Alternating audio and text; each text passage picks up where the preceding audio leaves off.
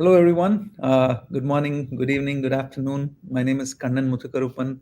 I'm one of the co-founders at Yugabyte, and it's my pleasure to welcome you to another episode of YFTT or YugabyteDB Friday Tech Talks for engineers by engineers. And I have the pleasure of welcoming Naitik Shah to today's talk.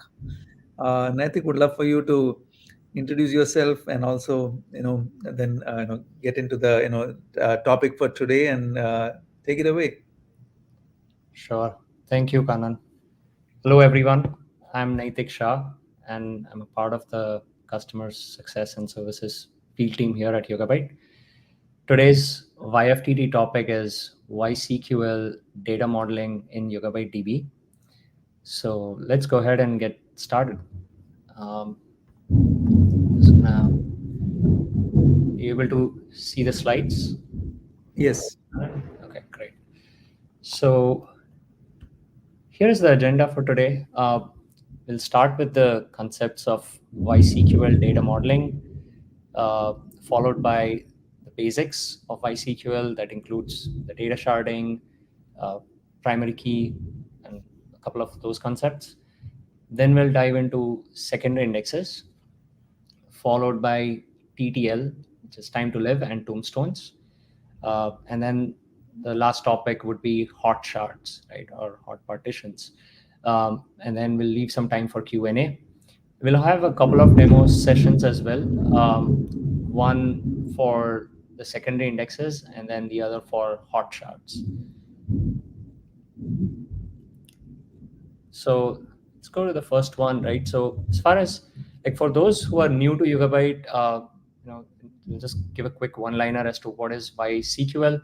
So YCQL is a semi-relational API, right? SQL API that has roots with the Cassandra query language, and we are going to look at the data modeling for YCQL within Yugabyte.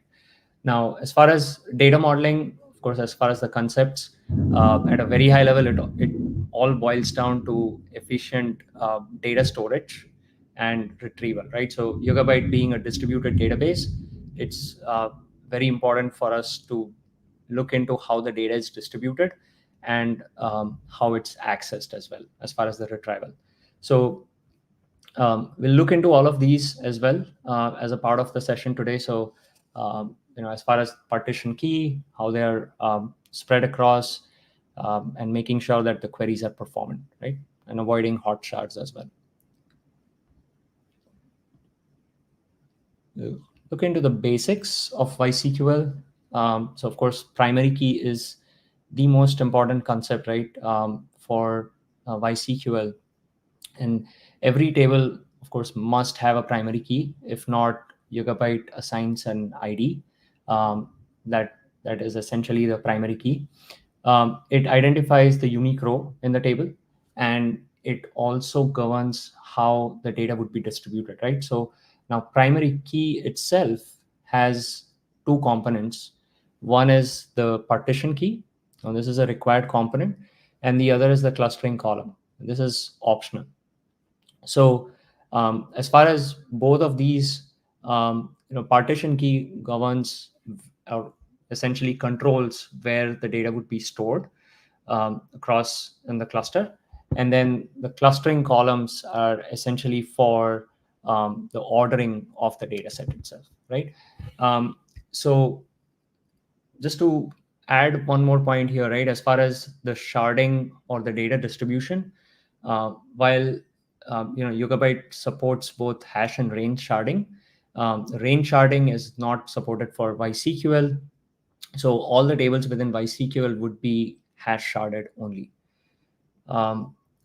Yeah. And then if you have any questions, feel free to drop in the chat as we go through. And then here is just a quick syntax of the table, right, that we have within YCQL. Now, this is a sensor data table. So it would have a list of sensor IDs, region IDs, and then timestamp.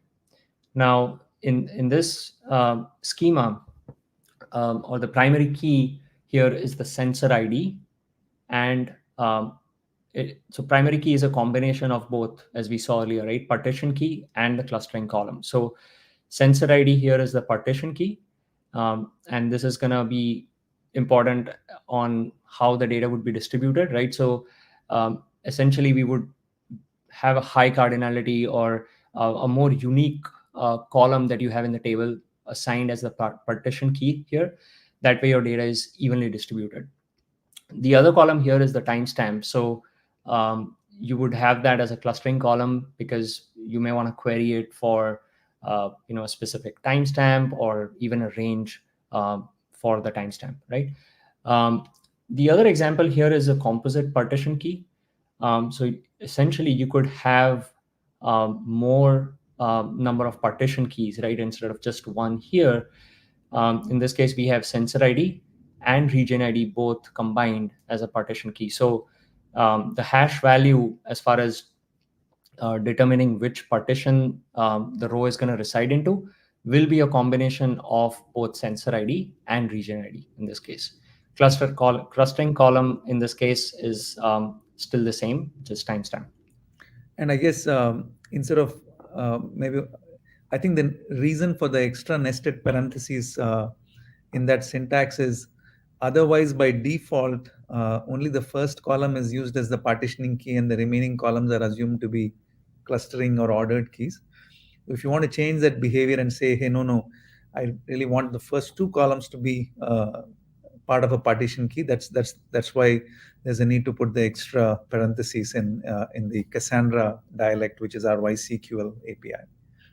Yeah, no, that's perfect. Yeah, that's a great point. Yeah, so essentially, to add to what Kannan mentioned, right, if we do not have parentheses here, then in this case, it would still be this sensor ID that would be the partition key. Yeah. All right. Perfect. So as far as how partitioning or how the data would be distributed, right, within or across the Yugabyte nodes, as the partition key is the part that we saw earlier, right? So this is the sensor ID. And then the other column that we see here is the timestamp. So how the hashing algorithm within Yugabyte works is we would take a hash of this primary key or the partition key, and then based off of the hash value, each node holds a range of hash ranges, right? And then based off of the hash value that comes out of this partition key, we would determine which node the data would be stored into, right? So in this case, since we have a pretty unique partition key, our data is pretty evenly distributed across all the nodes that we have in the cluster here. And then the clustering column, again, it's used mainly, in this case, it's a timestamp column. It would be mainly used for specifying the ordering. That could be either ascending or descending. Ascending is the default. And then it just helps us to, fast in terms of better, I would say, access pattern, right? Or better read performance if you're doing range scans or those types of queries.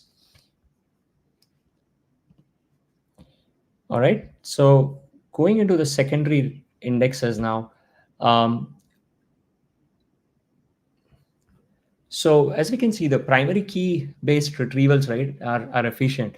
But when you want to, there are scenarios where you want to query the data set which are not a part of the primary key, and that's where you need secondary indexes. So it just gives us the ability to query the table on a non-primary key, right? So, and it, of course, speeds up the queries. So we'll take a look at how indexes work within Yugabyte. So indexes are global and fully decentralized within Yugabyte. They're fully consistent as well, and which means asset compliant, right? And then we get better performance. So there are several types of indexes that we'll take a look into shortly. We can use covering indexes or can have include as well.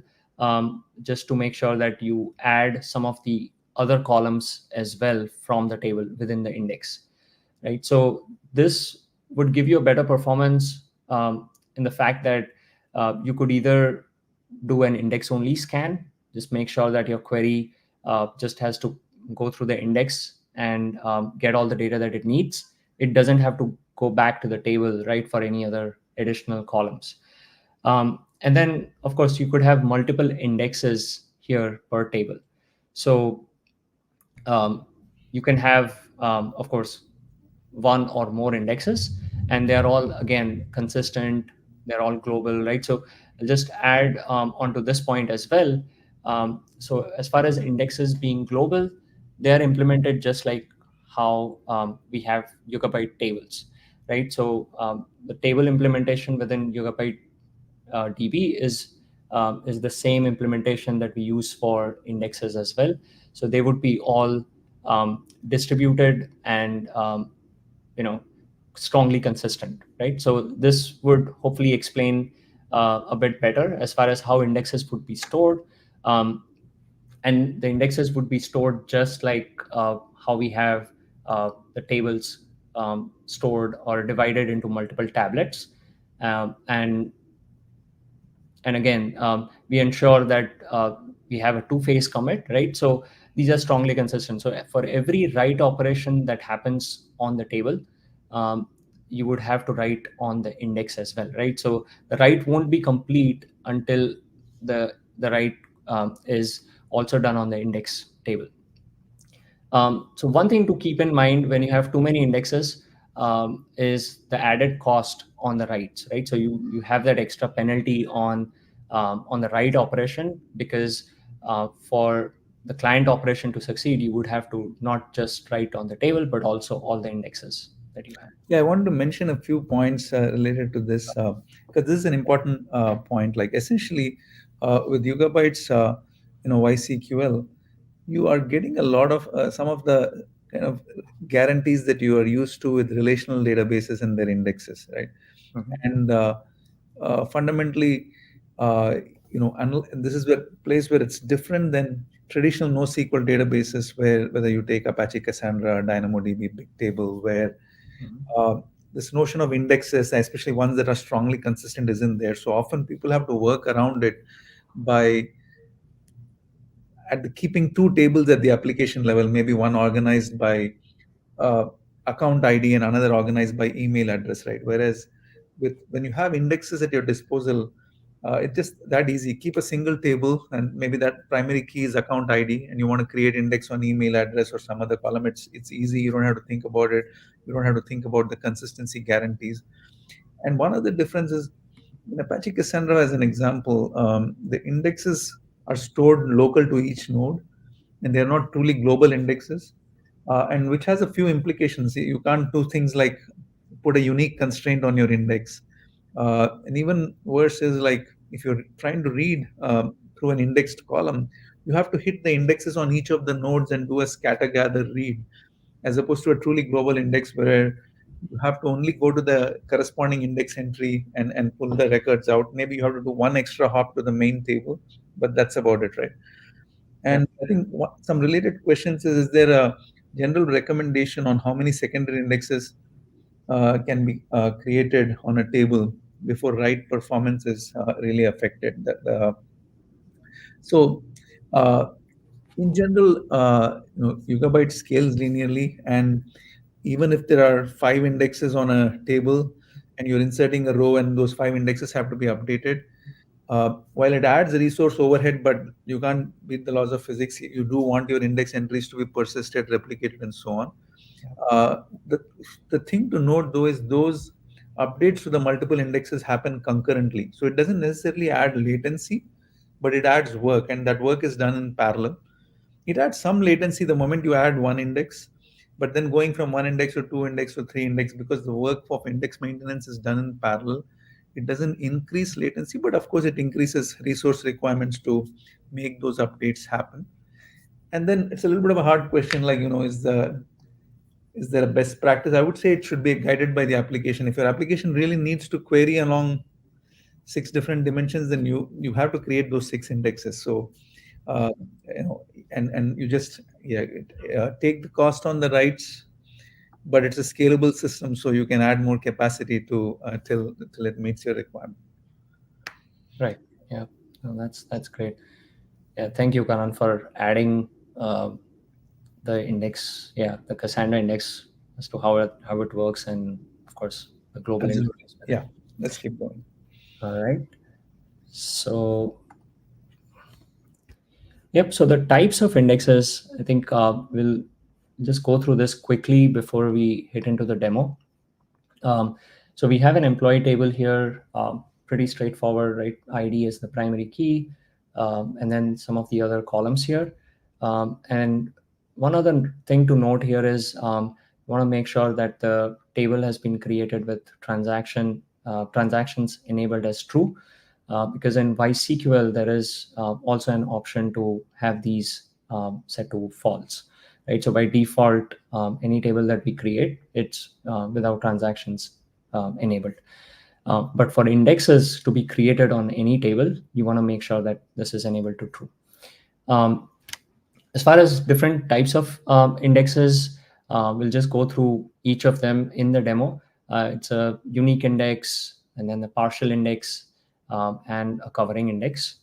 So I'll quickly switch to the demo here. I think it might be just worth saying, although you showed the unique index example, that the index doesn't have to be unique. We support non-unique indexes as well, both flavors. Yeah. Yep, that is correct. Yeah, I'll go through a simple index creation as well, which will be a non-unique index as well. Yep. Yeah. Thank you. So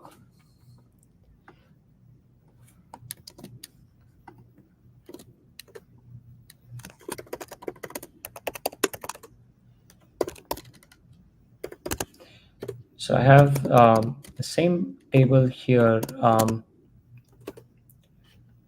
I can, yeah, I already have the indexes created as well here. But as far as the table itself, right, I can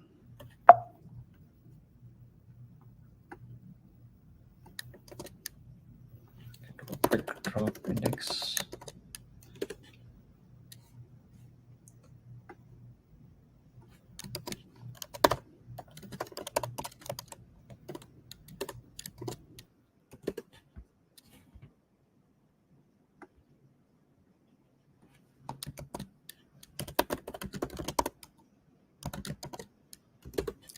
Because it'll be easier to show the explain plans as well. So I want to make sure I drop all the indexes. Sorry, I should have done this before.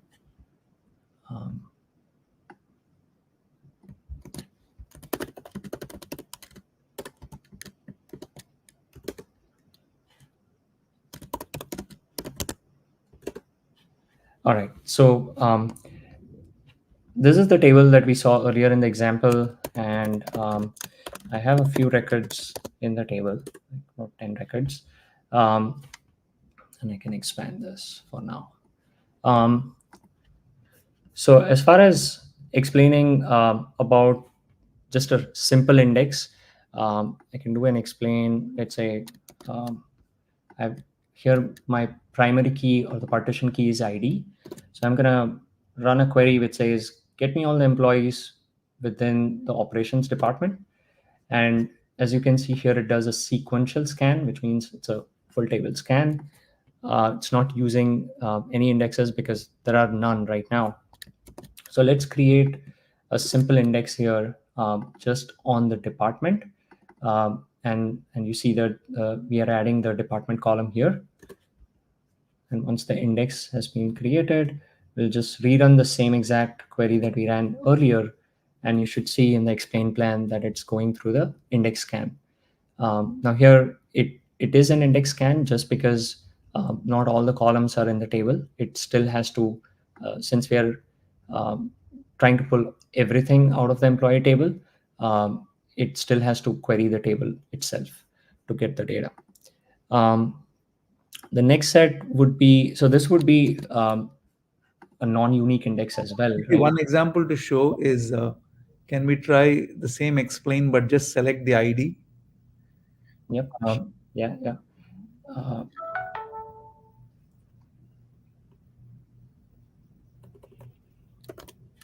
no, no, no. Still on the department equals operations, but instead of select got, star, got it. uh, just select the Got primary it. key. So, yeah, I got it. So yeah, in this case, it would be an index only, right? Because uh, it's the ID, which is the partition key, is automatically stored on this index, right? So when we created an index, just to take a quick look on. Um, so as you can see, we created this index. We created initially just with the department, although uh, the the partition key or the primary key that we have here, ID, that was automatically added by default, and that's the Because the index needs a pointer back to the main table, so the primary key is stored as part of the index. And if you're only selecting that, then it can do an index only scan as opposed to an index scan which has to do one extra hop to the table. But nevertheless, even if it has to do one extra hop, it's still touching only two shards or two parts of the system. So even if you have a 100 node cluster, this is like very efficient as Mhm. opposed to kind of doing a scatter gather read with some of the other NoSQL databases. Yeah, perfect. Thank you. So then we'll take a look at the unique index example. Um, so here I'm creating a unique index on the name of the employee here. So if I insert a record with the existing name, then um, it's going to tell me that I'm violating this unique index. Um,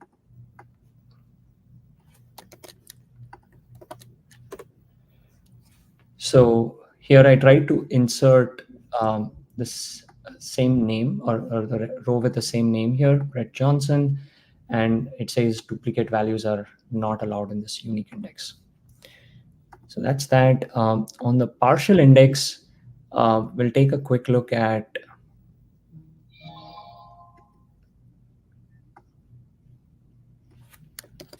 can create an index on the date of birth. So if you look at the data, some of the records do not have date of birth, right? So I'm going to use that as a condition here. So where date of birth is not null, I just want those employees or the records in the index.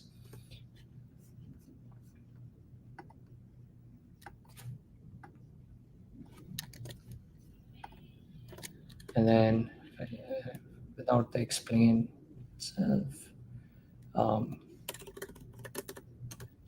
yeah, so these are the records in the index, and as we saw in the query plan here, it's using this index for the same query. And generally, it might be worth calling out, I think, what is the advantage of a partial index? Yeah, so yep. So partial indexes are good if they're efficient, right? They're, I think, the middle ground for not storing everything. So your indexes, like for example, the covering index example that we'll take a look next.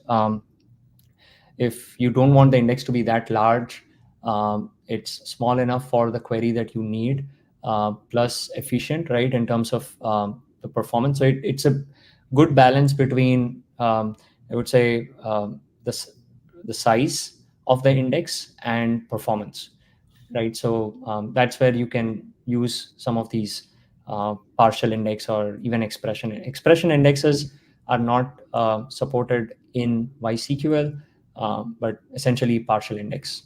Yeah, essentially, like in this example, like suppose 90% of your data set did not provide their date of birth. Suppose it was an optional attribute, right? And then for those who provided, if you want to do queries like, show me how many people were born in the range of August and so on, it's still efficient at answering those queries. And you're not, if you're going to still query by show me all the rows which are which have a null date of birth. In that case, it won't be able to use the index, but it's okay because 90% of the data was expected to have a null date of birth. You might as well just do a full table scan. So it makes the right trade-off that it has to do the index maintenance for date of birth only when it's not null, and it can still efficiently look up by valid dates of birth. It just can't efficiently look up by null date of birth, but that's okay. Right? Yeah. All right. So yeah, we can also do a quick query for specific date of birth. Yeah, it uses the same index. Or she'll do here. All right. Now moving on to the covering index example. Let's just go a bit quicker here in terms of. So yeah, we have the same exact query. We'll create an index that covers essentially everything, right? So it definitely has department as the main, the partition, right, for this index, but it also has an include keyword here. So it includes the rest of the columns as well in this index. So what this is going to do for the same exact query that we ran earlier above, right? It's going to do an index only scan, because in this case, it doesn't have to go to the table for fetching what it needs, right, for this query. So that's pretty much it. I think there is a multi-column index as well, but this Yeah. should. So it looks like here firstly, when you added that extra index, it had to make a decision that, hey, this index is actually more efficient because I can get all the data from the index. And again, the trade-off here is worth calling out, that the user, by adding additional columns using the include syntax, is saying I'm okay with duplicating some of these additional columns both in the main table and in the index. I'm okay with kind of the space overhead needed, the write path overhead needed to store this in multiple places, because I really care about the read side latency and not having to do this extra hop and getting my answer from the index entry itself, and avoiding the extra hop to the table, which might be on a different node in the distributed database. Right? So it's great for very read latency sensitive applications, but it penalizes the write code path and the space a little bit, and it's a choice. And this notion of covering indexes has been there in single node databases also, but it is a even more valuable technique in a distributed database. And we have this in our YSQL API as well as YSQL API. Keep going. All right. So we'll switch back to the content. Quickly go through the TTL and tombstones.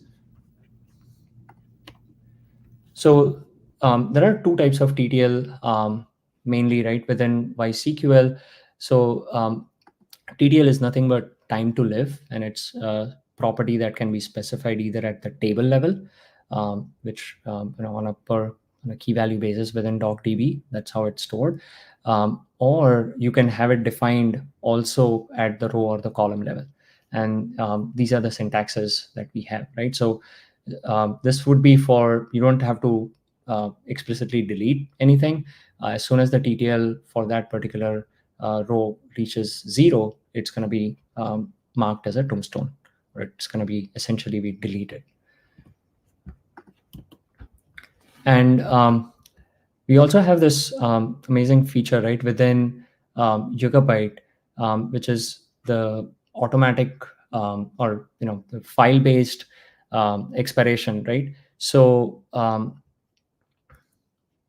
so this is what this does essentially is, instead of going through each and every record and checking whether the TTL is 0 or not, it's going to be file based, meaning it's going to create files in such a way which is based off of the TTL setting. And when the TTL reaches 0, it's going to remove that file itself, or the reference, right, within the system. So this reduces a lot of CPU and space amplification as well. So it's very efficient, and we have used it at scale. So I wanted to bring this up as well. As far as tombstones, in general, we avoid scanning tombstones, right, in the queries as much as possible, because they add some overhead, right, in terms of the latencies. And some of the other gotchas there is not to use both table level and the non-table level TTL settings at the same time, because they can add to confusion, and then some additional tuning as well that could be needed there as far as compactions. Um, but as far as in general, right, TTL, when we use or when we have range queries, the best practice would be to specify a lower bound within your query. That way you're not scanning through the expired data or the tombstones, right? And those tombstones are automatically cleared up, right, using the background operation, which is called compaction within Yugabyte. So we don't have to do anything there, but sometimes you might run into situations where the data just got deleted or got tombstoned, and you have a read query that's still scanning through those tombstones, so your read query performance would be hampered. So this is just one example of how your when we have TTL, we want to make sure, as I mentioned earlier, we want to make sure that there's a lower bound specified on the timestamp column here, right? That's our clustering column here, and we want to make sure that it's not beyond the time to live that we have here, right? So essentially, this will make sure that you are not scanning through the tombstones within the table. So this is a bind variable here where it makes sure that it gets the current time minus the TTL that we have on the table. That way we are just scanning the most recent records and not the expired ones. And the thing I would add here is, in general, the system itself, like in multi-version concurrency control databases, which most are scalable databases that implementations, including like Oracle, MySQL, deletes happen in two stages. A delete is when a row is deleted, it doesn't immediately go away. There could be older queries running against the older version of the row, and for other reasons, because of like point in time restore from backups and so on. Right? So older rows live even though they're logically deleted or they're tombstone. And then at some point compactions come up and they clean up those, right? So this is a natural process that happens in databases, and Yugabyte has made a lot of optimizations to compact things more quickly if it notices that queries are scanning through a lot of tombstones. But having said all that, it's always helpful if the application can provide a stronger hint of where to start the scan from, right? So instead of saying find me, the left hand side query is saying find me the smallest timestamp that is still valid, right? Like give me the for ID equals 1, find the record with the smallest timestamp. That's what the left side query is saying. But it may have had several records with even smaller timestamps, but they are dead tuples, right? So the right hand side query is passing in an extra hint from the application, where the application is saying, I actually, and the hint could have been even more conservative. It could have said 65,000, because remember the TTL on the table is 60,000. So even if the hint is like, start your search from now minus 65,000, you're still better off because you're guiding the search in a more pointed manner. And then if you're wondering why doesn't the database do this automatically, like why is it making the user pass in this bind variable? Like why couldn't the database figure out based on the TTL setting? There is an answer to that, which is the fact that a row's timestamp is 4 p.m. does not necessarily mean the row was inserted at 4 p.m. Maybe that's what the app is doing in the common case, but the database cannot assume that.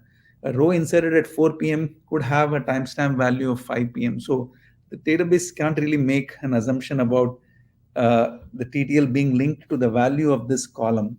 It is more making the decision based on when the column was inserted. So that's why the app passing in the hint is kind of the right thing to do. So yeah, please go ahead, Naitik. Yeah, no, great points. Yeah, right. So I think that takes us to the final set of topic for today, which is hot shards. So just let's understand the problem, right, and the solution. And I have a quick demo as well here for this. So this is a common problem in the data retrieval, right, where you have a specific node that becomes the performance bottleneck. And this could be due to some unexpected high volume or high traffic that's coming from the app. And one of the nodes in the cluster is affected, right, across, all the other nodes. And this kind of imbalance would lead to multiple issues, right? And this could be either at the write level or the read level as well. And we could, of course, the end result for this would be a degraded system performance, increased latency, or even potential system failures, right? And this typically happens, in order for the solution, right? How do we address it? So it essentially all boils down to how the data is distributed and the query pattern, right? So for the most part, like we'll take a look at this example next and probably get a better idea of this. So I have two clusters here, the one on the left and the one on the right. They are two different clusters altogether. And I have, I'll just quickly show the schema as well. Should have.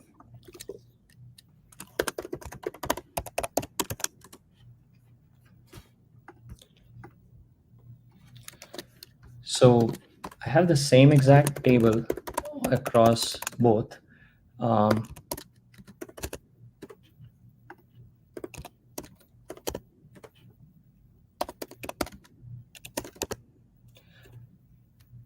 So as you may notice, the schema of this table is different, right? So we have the sensor data, and here we have the region ID, sensor ID, timestamp, grid, and then there's a stats data. I think we'll just focus on the region ID, sensor ID, and timestamp. And on the right, we have the same exact columns within the primary key, but this would touch upon the initial point that we made earlier, right? That the first column here would be the partition key. So the only difference between both of these schemas, the one on the left and the right, is the partition key. Here we have region ID, which is the partition key. It's not like we have just 10 regions in the data set. And on the right, we have sensor ID as our partition key. And we have, of course, we have close to 1 million sensor IDs overall on this table, right?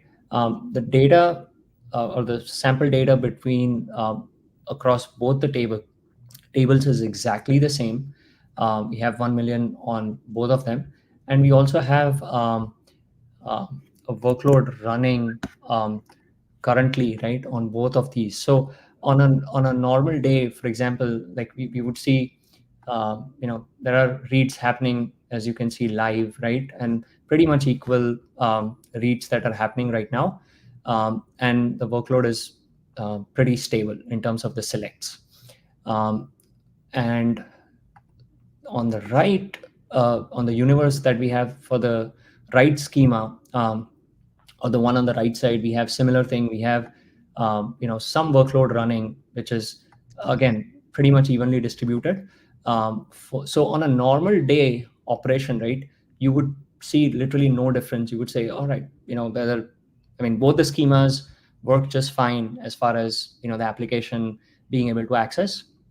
But let's say, so I'll just quickly show you the data that way. That way we get some idea, right? So, and then just do the same here as well. So the data is pretty much the same, right? As far as other than the partition key that we mentioned here. And the queries that we are running currently are, select star from this table where region ID is random, sensor ID is random, and then there is a specific timestamp, right? And the same for here as well. So right now the queries are working fine, but let's assume this is sensor data, right? So based off of the weather forecast, there's some weather anomaly or some kind of storm, right, in a specific region, and and all of your applications are trying to focus on that, and there's a high volume of queries for a specific region, right? So essentially, in this case, I can just quickly show you the query that I'm going to run. Right. So in this case, we are just going to run this query here, which says, just give me everything on this region ID 9, right? And it's the same exact query for both the on both sides. I mean, we are going to run the same exact query here, but it's just a different table, as you notice. So this is sensor data 2, but we are going to, again, query the same or simulate that same exact scenario where you have a lot of high volume coming on a specific region ID on both sides, and we'll see what the outcome is, right? So I'm going to run that on the left here, and this is using my chart, just verifying that, and then so this is just a NoSQL bench-based workload that I'm running, and this would be across the two clusters that we saw earlier, right? So now we have workload running. Let's take a quick look at our first universe here with region ID as the partition key. Now you would notice here, I mean, of course, we will take a look at the metrics as well, but they usually take a few seconds to populate the data here. But as you can see, the huge spike in the number of reads, right? So we were running around like 400 to 500 reads per second across all the nodes. But suddenly this node N2 is receiving a very high amount of traffic, right? And that's for the region ID 9 that we are running. Now we'll take a look at the metrics here as well, and you would see there's a huge spike in terms of the YCQL ops, and we would take a look at the CPU resources as well, and you would start to see this N2 node.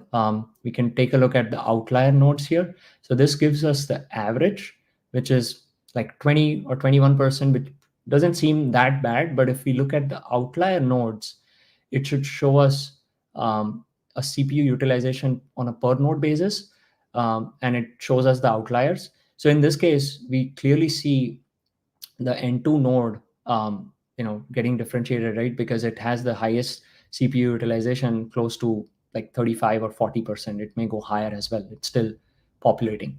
So this is something that can trigger alerts, and we would be like, how or what's going on exactly, right? So and let's take a look at the overall ops, and I want to just quickly go through this graph as well. So as you can see, I think it'll need to populate here. Yeah.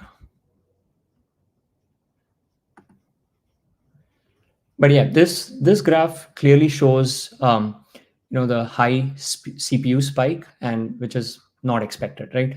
So on the other universe, the demo 2, where we have sensor ID as the partition key, let's take a quick look here as to what happened for the same exact situation, right? Where region ID 9 was receiving higher volume from the apps.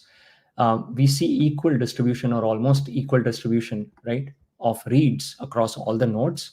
And that is, we can take a look at, of course, the YCQL ops, which are pretty consistent, and even the resource utilization. If you look at the outlier nodes here, we see almost every single node is running at the same CPU utilization, around 20%. So so this essentially demonstrates that what a good schema design would be, right, for having your efficient data distribution across the distributed database like YugabyteDB, and how much difference it makes, right, in terms of when you have that distributed schema or distributed schema, how efficient it is, right, to retrieve the data. So I think, yeah, that's all from my end. I think any There's one questions? question which was like on the indexes topic. By the way, thanks for the Yeah, excellent demo on the hot shard difference.